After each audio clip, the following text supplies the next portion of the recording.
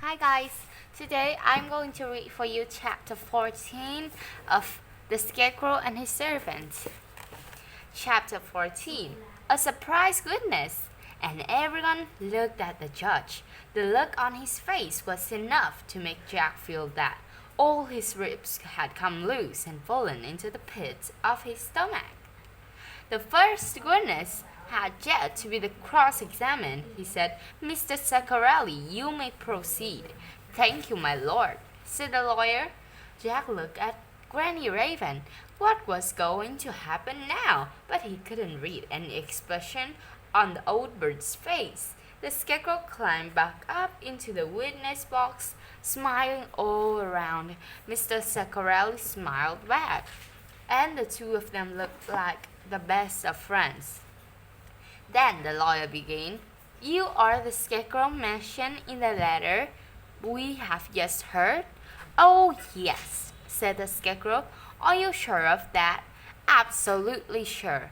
"No doubt at all?" "No, none whatsoever. I'm certainly me, and I always have been." "Well, Mr. Scarecrow, let us examine your claim a little more closely. Let us examine you a little more closely," he said, smiling at everyone again. The Scarecrow smiled back. "Let's examine your left hand, for example," said the lawyer. "It's a remarkable hand, is it not?" "Oh, yes. It keeps the rain off," said the Scarecrow, opening his umbrella and closing it again quickly when the judge frowned at him. "And where did you get such a splendid hand?" "From the marketplace in the town where I starred in the tragical history of Holy Queen and Queen Dido," said the Scarecrow proudly. "It was a great performance. First I came on as, I'm sure it was enthralling, but we're talking about your hand. You lost your original hand, did you?" "Yes, it came off, so my servants got me this one." "Splendid, splendid! Now, can you show us your right hand?" The Scarecrow stuck his right hand in the air. "It looks like the map, the road sign," said the Scarecrow. The lawyer, "Is that what it was?" "Oh, yes, it points, you see. As soon as my servants got this for me, I became very good at pointing." "And why did your servants get you a new right hand?" "Because the first one broke off." "I see. Thank you. So, you have neither of the arms you were, born with?" Jack jumped to protest. He could see where this was leading. "Your lordship, it doesn't make any difference which bits have been replaced. He's still the same Scarecrow." "Oh, but it does, your lordship," said Mr. Zaccarelli. "We are seeking to establish how much of the original Scarecrow created by Mr. Pandolfo still remains. If there is none, then the will is null and void. Then, and the estate of Springvalley passes to the United Benevolent Improvement Society, according to the principle absolutum absurditatis scariburdibus landlordum." "Quite right," said the judge. "Carry on." And in spite of Jack's protests, Mr. Zaccarelli went through the Scarecrow's whole story, showing how every bit of him had been replaced, including the very straw inside him. "And so, members of the jury," he concluded, "we can see clearly that the Scarecrow made by Mr. Pandolfo, the Scarecrow to whom he intended to leave Springvalley, no longer exists. Every component, particle of him, had been scattered to the four winds. There is nothing left. This gentleman in the witness box, so proud of his left hand that keeps the rain off, and his right hand that points so well, it no more than a fraud and an impostor." "Hey!" said Jack. No, wait a minute." "Silence!" said the judge. "Members of the jury, you have heard an account of the most shameless attempt at fraud, deception, malfeasance, embezzlement, theft that is has ever been my misfortune to hear about. Your duty now is very simple. You have to retire to the jury room and make up your minds to do as I tell you. You must find for defendants and decide that the United Benevolent Improvement Society are the true owners of Spring Valley. The court will hold on, said a harsh old voice. What did that scoundrel say a minute ago? Not so fast, he said. We haven't finished yet. Every head turned to look at Granny Raven. Everybody listening? She said. I should think so too. We've got 3 more witnesses to call. It won't take long. The next witness is Mr. Giovanni Stracciatelli. Jack had never heard of him, and neither had anyone else. The lawyers all huddled together and whispered, but they didn't know what to do. And when Mr. Stracciatelli came to the witness box, carrying a large leather-bound book, all they could do was watch suspiciously. You're the Giovanni Stracciatelli, said Granny Raven. I am. And what is your occupation? I am the commissioner of registered charities. At once all the lawyers rose to their feet and protest, but Granny Raven's voice was louder than all of them. You stop your fuss, she called. You brought up the subject of charities, and you claimed that the United Benevolent Improvement Society was a proper charity registered under the Act. So let's have a good look at it. Mr. Stracciatelli, would you please read out the names of the trustees of the United Benevolent Improvement Society? Mr. Stracciatelli put on a pair of glasses and opened his books. Trustee of the United Benevolent Improvement Society, he read. Luigi Buffaloni, Piero Buffaloni, Federico Buffaloni, Silvio Buffaloni, Giuseppe Buffaloni, and Marcello Buffaloni. Gasps from the public gallery. More protest from the lawyer. Thank you, Mrs. Stracciatelli. You can step down, said Granny Raven. I'd like to remind the court of Mr. Pandolfo's opinion concerning the Buffalones. This is what his letter says. I particularly want to keep the farm and all the springs and wells and water courses and ponds and streams and fountains out of the hands of my cousins, those rascal Buffalones, because I don't trust any of them, and they are a pack of scoundrels, everyone. Still more protests. The judge was looking very sour indeed. Now you may say, said Granny Raven, that Mr. Pandolfo was wrong about the Buffaloni. You may claim that every Buffaloni born is a perfect angel. That is all beside the point. The point is that Mr. Pandolfo did not want his land to go to the Buffalones, and he did want to leave it to the Scarecrow. But the Scarecrow no longer exists, shouted Mr. Ceccarelli. I've just proved it. You were concerned with his component particles, not with the whole entity, said Granny Raven. So let us take you at your word, and assume that all that matters is the stuff he's made of. I call our next witness, Mr. Bernard Blackbird. The blackbird flew down and perched on the witness box. He was very nervous of the Scarecrow, who was watching him closely. Name, said Granny Raven. Bernard. Tell the court about your dealings with the Scarecrow. Don't want to, Granny Raven clacked her beak, and Bernard squeaked in terror. All right, I will. Just let me think. It's all gone dark in me mind. You wait your ideas off my leg, said Granny Raven, or you'll be flying home with no feathers to tell the court what you told me.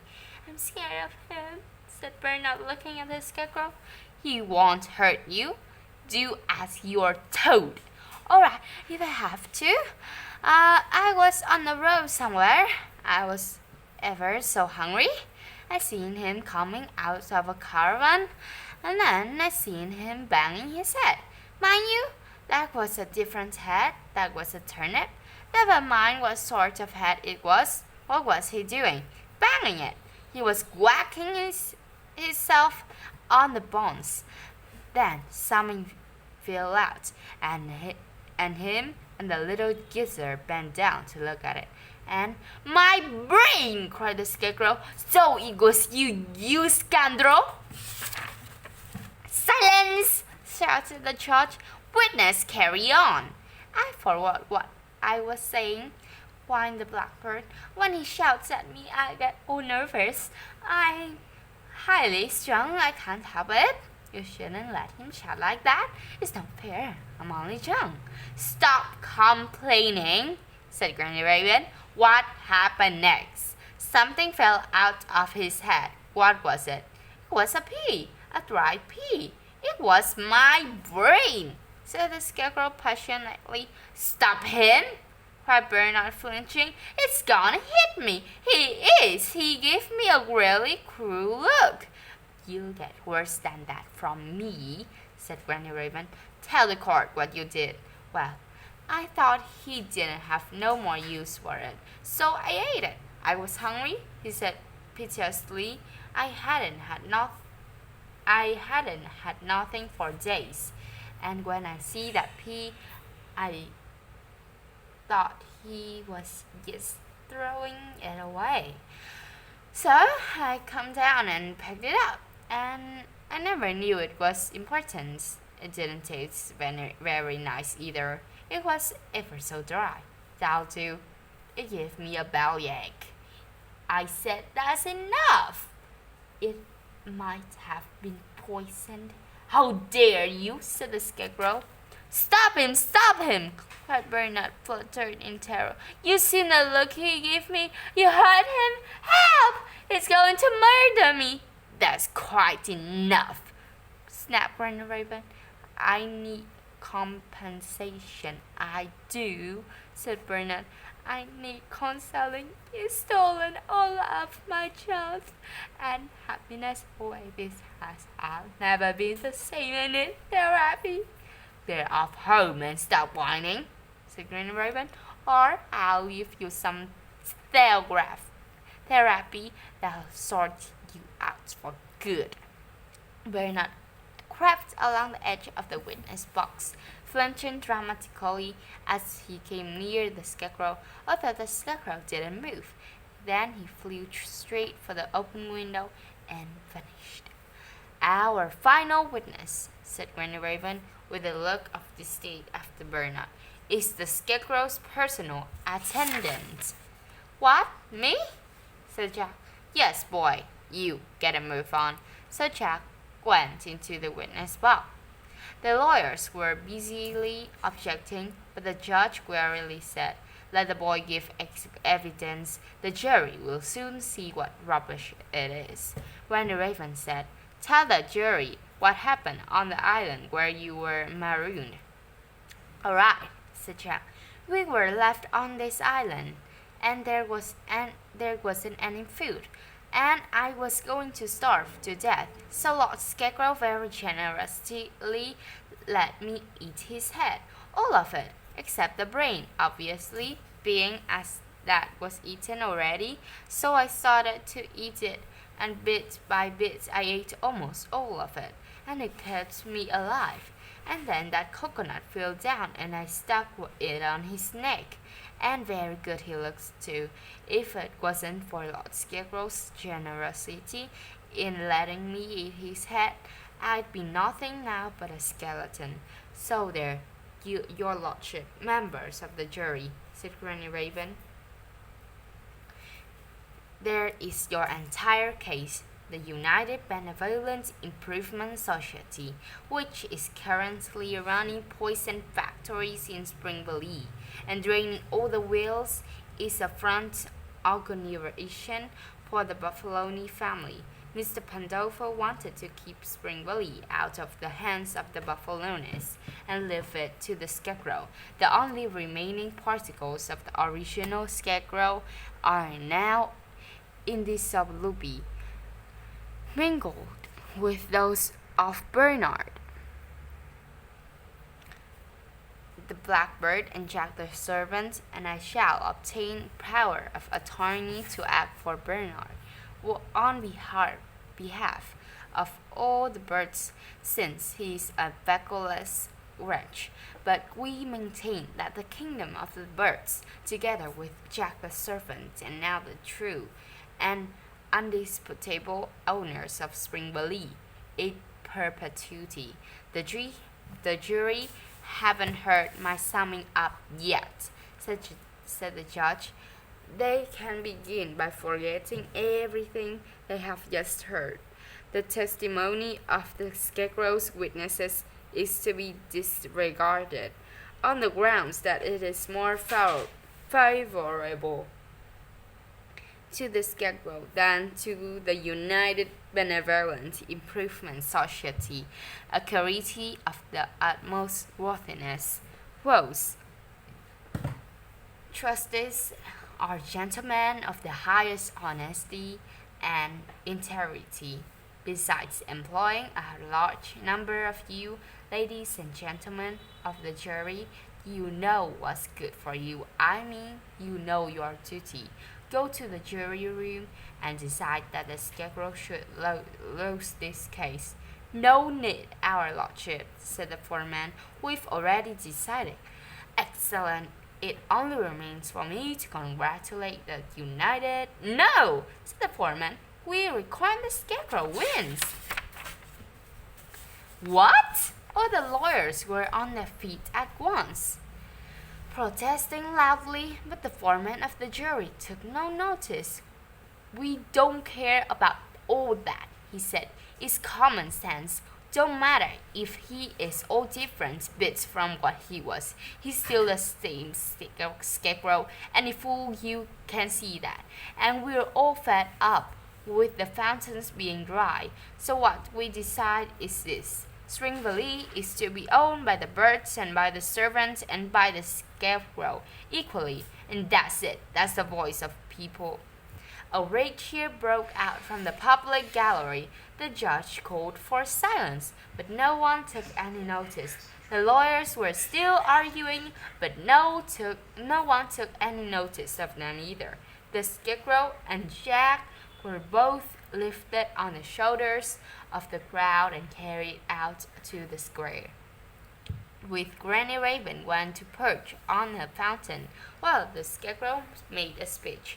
Ladies and gentlemen, he said, I am heartily grateful for your support, and I give you my word of honor that as soon as we have closed the poison factories, we shall let all the springs flow again, so that this fountain will run with fresh water for everyone.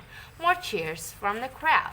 But then they all fell silent and looked around. From the town as whole, a group of men, and wearing expensive clothes and dark glasses and looked stern, were all walking towards the Scarecrow. Jack heard whispers from the crowd. Lucky, Piero, Federico, Silvio, Giuseppe, Marcello. There's a whole Buffalo family. Well, master, said Jack, it looks like a fight. Let's run away quick. Certainly not, said the Scarecrow, and he faced the Buffaloni boldly. Coconut high, umbrella poised, a very model of a people's hero. The Buffalonis stopped right in front of him, 6 of them, big, rich, powerful men in shiny suits. Everyone held their breath. Then the Buffaloni in the middle said, "Oh, congratulations to you, my friend," and held out his hand to shake. The Scarecrow shook it warmly, and then all the other buffaloes gathered round, slapping him on the back, ruffling his coconut, and patting him on the shoulder, shaking his hand, and embracing him warmly. "So we lost a law case," said the chief buffaloni. "It's a big world. There are plenty of other enterprises, plenty of room in this beautiful world for buffaloes and scarecrows. Good luck to you, Lord Scarecrow. Our best wishes for all your business ventures. If you ever need our help, just ask. We respect a brave opponent. Buffaloes and scarecrows are good friends from now on, the best of friends." And then a cafe owner produced some wine, and the buffaloes and the scarecrow drank a toast to friendship, and a happy laughter filled the square. And presently, someone brought out an accordion, and in a moment, the whole crowd was singing and dancing and laughing and drinking and throwing flowers with the scarecrow at the heart of the celebration. So I will read for you the rest of the book. This is the last chapter. No, sorry. I will read for you the rest of the book tomorrow and tomorrow of tomorrow. Thanks for listening to my story. Goodbye, guys.